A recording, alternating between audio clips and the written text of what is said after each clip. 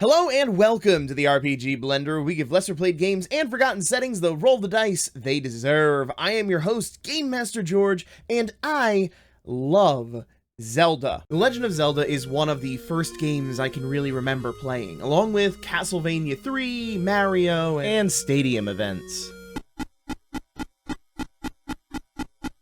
And while I was way too young to get anywhere near beating it at the time, the characters born from that golden cartridge have stuck with me ever since. Now, part of that may have been them being one of the only games my mother and I really enjoyed together. When I was younger and would get stuck, she was the one who would take over. And as I got older and controllers got more than 4 buttons, it would be her or even my grandmother calling me over to help them past some tricky section. With having lost my grandmother this past year, when I fired up a randomizer and showed my son A Link to the Past for the first time, it brought back memories of sitting in front of the TV, Game Boys in hand, and wired up to the GameCube, ready to play Four Swords with my grandmother and sister. It reminded me how much this series has meant to me. Anyway, it easily sits among my top 5 favorite video game franchises, alongside Dark Souls, Castlevania, Pokemon, and Mega Man Battle Network. Alright, look, I enjoyed it as a child, and I still enjoy going back to it now and then. So when I heard that Nintendo created an official Zelda tabletop game for Critical Role, well, I was excited, and I knew immediately I was gonna have to take a look at this system. And that's why today we will be going through the Nintendo created... Oh. Okay. I guess we won't be doing that. Instead, why don't we take a look at some Zelda-inspired games? I am far from the only person in the tabletop community who loves the Zelda series, and as such, there are a good number of Zelda-inspired tabletop games. So today, we're gonna take a look at 6 of them, some direct ripoffs, some loving homages, and one utter disappointment. So if you want help finding a game to play for your own Zelda tabletop experience, stay tuned. But last thing before we dive in, if you have a video game franchise that you'd like to run as a tabletop game, let me know. Maybe I'll do a future look into some games inspired by that series. Alright, so first off, what makes a good Zelda game? In my opinion, there are 3 main elements to any Zelda game. First, exploration. Every game features some amount of exploration. No matter how linear the stories may be, and they are usually pretty linear, there are always things to find out in the overworld. You are rewarded by going off into that random corner or cave. Obviously, we see that a lot with the modern Switch games, but it has been present since the very beginning of the series. As such, having some form of exploration mechanic seems appropriate for any Zelda-inspired game. Second are the puzzles. Once you make it into one of the dungeons, you're in what is effectively a large themed puzzle, making your way through a maze and solving challenge rooms, which often have some kind of overarching theme. Now in the games, there is only one way to solve every room, but in a tabletop game, we have a lot more freedom, so I want to see mechanics which not only allow you to craft puzzles, but also allow for creative solutions by the players. And finally, the combat. I would not call the Zelda games very deep combat-wise, but combat is present. It is very direct, and generally speaking, quick. You may have some techniques, especially in the newer games, that you can use to spice up the combat, but at its core, Zelda conflicts are about resolving it as quickly as possible, taking as little damage yourself, and using whatever tools you may have at your disposal. So I want quick combat, possibly with choices based on techniques or items that you've gained. Now, of course, there are other elements to a Zelda game, but these are the main 3 that I feel make up the bones of a good Zelda video game. So with that out of the way, let's dive in. First up is a game that I looked at briefly in a quick shot review, Heroes of Cerulia. Heroes of Cerulia is a Zelda-inspired game, not a direct ripoff, but you can definitely tell that it is Zelda with the serial numbers filed off. It recently finished its Kickstarter campaign, and the 3 zines are available online for a pay-what-you-want price. This is a D4-based game. You will roll a number of D4 equal to your attribute, those attributes being Might, Bravery, and Insight.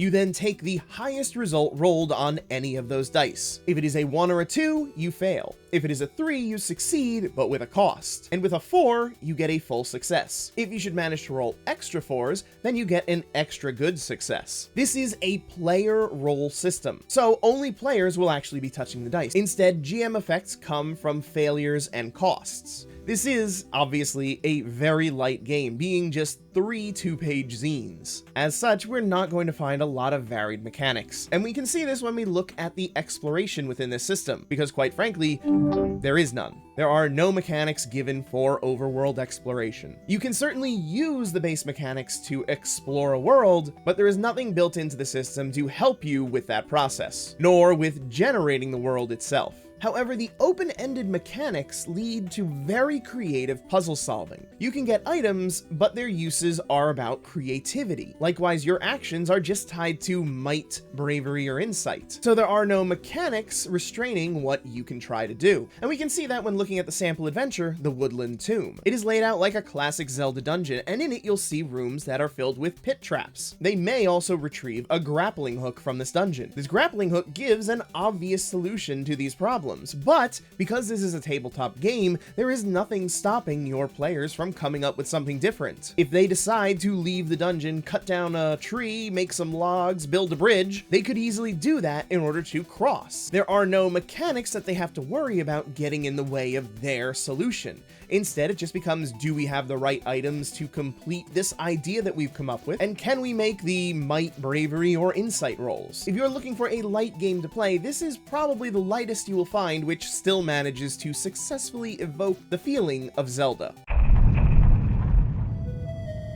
Next up we have It's Dangerous to Go Alone. This one, it has no serial numbers filed off. This is literally a copy of the Zelda world. You'll find all of your favorite creatures here from across the many games. It also ups the complexity slightly from the last one we looked at, being a 2d6 based system. You roll 2d6, then add your virtue if you have an appropriate skill. Then if you have mastered that skill, you add an additional +1. Result of 2 is an abysmal failure, a 3 through 6 is a failure plus a cost, a 7 to 9 is a success with a cost, a 10 or 11 is a full success, and a 12 is a crit. There are 24 skills which are spread across the 3 stats of power, courage, and wisdom. Each time you level up, you will get to add an additional skill to your repertoire. In addition, you'll pick up perks. These perks being similar to the special techniques you might learn in a game like Twilight Princess. And then you can also learn spells, which is a bit of an overfocus in my opinion, given that spells, while they exist in most Zelda games,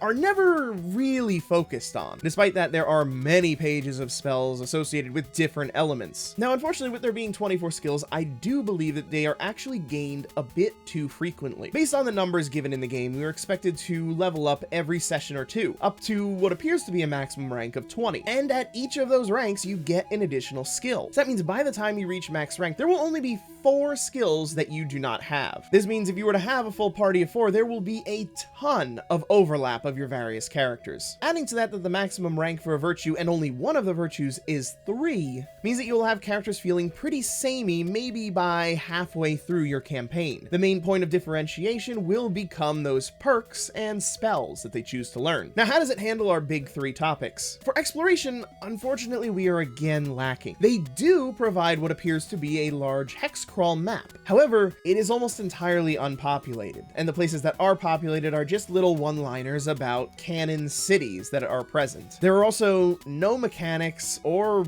any significant tables that are available for random exploration. With puzzles, however, the wide variety of items and techniques that are available allows for GMs to start crafting a more Zelda-esque dungeon, where you're going to find a specific item and then have to have creative ways of using that item. We still have the creativity that we saw in the earlier system, but it is a bit more refined into the skills. And then for combat, the perks make combat much more tactical. There is a strange balance between mechanics and fluff in this game, and that imbalance is felt pretty poignantly within the combat system. But still, if you're looking for something that is complete, available today, and just a little more complicated than what we looked at previously, without moving on to what we're about to see, then this could be a good fit for you. Next up, we have Zelda Reclaim the Wild. If you couldn't tell from the title, yes, this one is heavily inspired by Breath of the Wild. And it is in fact completely a clone. There is no hiding its inspiration. This is also the most mechanically complex of the systems that we'll be looking at. This is a point-buy game. You will get 80 points, which you can spend across your traits, with increased levels of traits costing additional points. You then will get tokens, which you can use in order to buy feats. You know, the special one-off abilities. There are, like with the last system, 24 different traits. Those 24 traits represent your skills, as well as health, which is something we're going to come back to in a bit. In addition to those 24 chosen traits, there are 8 derived traits. When you are attempting to accomplish something, you roll 2d6, add your level in a trait, then any additional modifiers, and compare it to a DC. It is a roll and add system, so it is fairly intuitive, if uninspired. From there, however, we get a bit more complex, which is with the crafting system. When you are crafting, you get ranks of materials, which you use to then create ranks of whatever you're trying to do. So you are tracking not just items that you find, but how good that item is. And then when you try to use that to create something, you can only use materials that are of or higher than the rank of item you're trying to create. And of course, it needs to be the appropriate type for the kind of item that you want to create. It has mechanics for creating weapons, armor, bags, food, elixirs, tools. There's too much. My major issue with the game actually comes from some of the traits. Tying your health to a trait is a very good way to punish your players. You also then have other major combat mechanics all tied to different skills. Your accuracy is a trait. Your combat trait deals with how much damage you're able to do. Your defenses are tied to traits. Your initiative is tied to a trait. And if you want to build a character that is good at combat, you'll find your points being eaten away very quickly, which leaves little room for delving into the actual crafting mechanics, which are the bulk of the game that they've created. As for the big 3 areas, exploration, I'm actually surprised here. For how much emphasis is put on crafting and gathering of reagents, there's very little effort put into exploration, which is a huge factor in the game that this is being inspired by. There are no specific mechanics for exploration. With that said, the emphasis on crafting does give rise to more open puzzles. This can make it difficult as the GM to create that cohesive feel that you find with a Zelda dungeon, but it can be very satisfying for the players, as is evidenced by all the crazy contraptions being built in the Switch games. Now, as for the combat, you are able to tailor your combat to your character more so than in the previous games. This is due to being able to craft weapons that you like and to learn techniques, which can more specialize your combat style. However, being a roll and add system, it doesn't attempt to do anything unique with combat. If you've played any roll and add combat system, you pretty much know how this one is going to go. But all that is not to say that this is a bad game. If you're looking for something where you can sink your teeth in a little bit more, this is a game that's worth looking at. Plus, it's free. Grab it before Nintendo sends them a cease and desist. Next, we will be taking a look at the last of the fully complete systems. And it's a doozy. Dangerous to Go Alone. Yes, it's different from the last It's Dangerous to Go Alone. Look, people aren't very creative when naming these things, alright? This one has weird rules and is very clearly going for a Toon Link aesthetic. There's a focus on personal quests, personal storylines, and while there are some nice elements to the game, it does end up coming out a bit disjointed. There are, in effect, 2 different halves to this game. First is its attempt to play into emotions and personal growth. Many of the mechanics are tied to taking an emotion that you feel, and doing so gives you additional effects, bonuses, or actions. The other half is the dice system, which is, I'll admit, very interesting. This utilizes custom dice, but not custom dice that you need to go out and buy. Instead, they provide you with templates that you can use to cut out and tape together your own dice. While I'm usually not a huge fan of custom dice, these work because they provide a resource for you to create them yourself, and they lead to an interesting system. Their design is very clearly based off of controllers. The results are not 1 through 6, they are A, B, a directional pad, and then a monster head. When you are attempting to solve a problem, you come up with an A plan and a B plan. You then roll your dice. If you roll A's, then you work towards your A plan, reducing the challenge level. If you roll B's, then you can switch to your B plan, which then becomes your A plan and is able to be used to reduce the challenge level. The monster head is your opposition, then making things more difficult when it's rolled, but your directional pad allows you to cancel out said increase. This is an interesting system, and it has me reminiscent of dungeon dice monsters. This has a lot of potential, but if you were to, say, tie different dice to items you're using, then you could customize the faces on these dice and make for a more interesting tactical system. The problem with this game is what is evident there. There is promise behind it, but it feels unfinished, with the good ideas being underutilized in favor of mashing together these disparate systems of emotion and interesting dice mechanics. And speaking of being unfinished and underutilized, the book itself came out in 2019 and has a plethora of issues. Blank pages, unfinished sentences, orphaned lines, and a chapter which is missing its number and title heading. And this book has been out since 2019. That's 4 years that there have been to fix these issues. Yet despite that, the only review that this has gotten is a 5-star review. Now, I unfortunately cannot leave reviews myself, but if I could, this would not be higher than a 2 or 3. And in all honesty, I spent $15 on this book, and I feel cheated. There is very little of substance to this game, and I left it just feeling unfulfilled. Like everything is a step away from being a good game, but the designer just pushed it out rather than taking those last few steps. I do not care for this game, which is a shame. When I saw the aesthetic, I really thought I was gonna like this. But if this were a Steam game, I would have refunded it.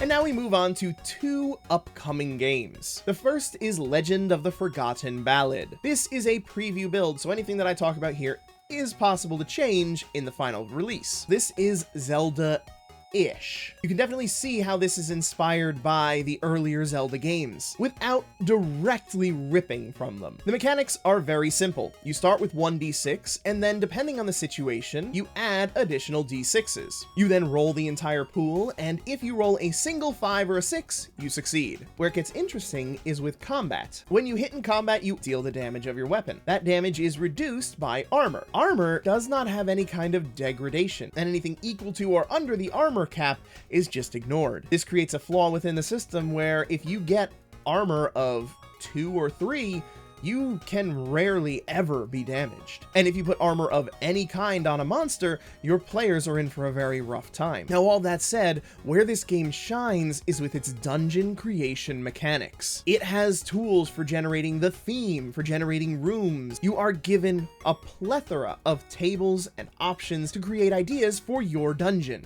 For exploration, there are no tools given. There is nothing for building out your overworld, or for making your way through it. But then with puzzles, we do have a serious strong point with those dungeon creation tools and the open-ended rolling system. The challenge and traps table make it very easy for you to be creating puzzles quickly. And then the freeform creativity of the system means that you don't even need to necessarily have an ideal solution. Your players can create them for you. But with combat, we've already talked about how armor basically invalidates weaker weapons. On monsters, it either makes them unbeatable or irrelevant, while on players, it can make it hard for you to scale up the challenge. There needs to be a minimum damage rule or a way to increase your damage. Alternatively, you need to steer into the non-violence element of things, which is definitely something that the creators have indicated they want with this game. But let's be honest here, violence is pretty inherent in Zelda.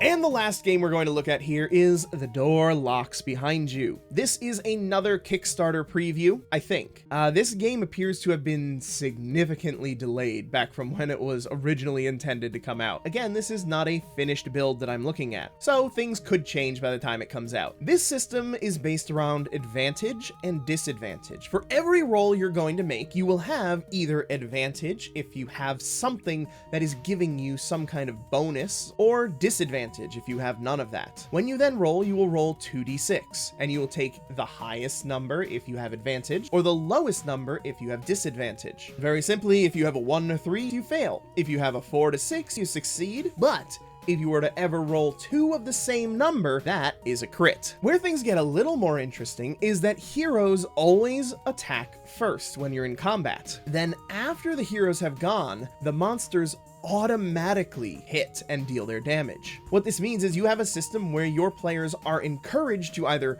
avoid fights or end them quickly, which is very Zelda. But where this game shines is with exploration. This game has guidelines for mapping out new regions and rules for players exploring it in phases. That's right, we have the first game now that actually has true overworld exploration mechanics. It's still fairly simple, it is a rules light system after all, but they're still useful tools for when you want to run this game. And then we have similar dungeon guidelines with suggestions for dungeon spanning puzzles, like you would see in a real Zelda game. And for puzzles, the danger of combat places an emphasis on puzzle solutions rather than combat. And then with combat, obviously it is very light, very fast, which I personally believe is a good fit for Zelda. And there is an emphasis placed of weak spots, which is again a very common Zelda trope. When you're facing the giant monster, you're just not running at it hacking, you're trying to solve the puzzle of that creature. And with enemies auto hitting, it means that every action is important. I really hope this game eventually gets out of development purgatory, because I very much want to take a look at the finished product. And there we have it, 6 different games that you could use in order to run your Zelda game. Well, 5 and 1 extra that tried to take the name and made me annoyed enough that I still decided to include it anyway. I hope you enjoyed this, and I hope that if you're looking to run your Zelda game, that this has proved helpful. Obviously, we didn't go in depth in any of these games, because if we tried to, this video would have been 2 hours long. But I hope that I've managed to give you at least a little introduction to these various systems, enough to pique your interest, especially since you can get most of them for free if you wanted more information. If there's a game series that you think would make for a good tabletop game, let me know. Maybe I'll take a look at some of the games that have been taken from another beloved franchise. Thank you to our patrons as always, and channel members, even though as of the time of recording this there are no channel members, but if you want to join, you can do so. You don't have to. There's not really much reason. I'm gonna keep creating videos for free for you. So if you like it, maybe like, comment, subscribe, help us grow, yeah? Thank you for tuning in, sticking around, and remember, there's gaming outside the Forgotten Realms.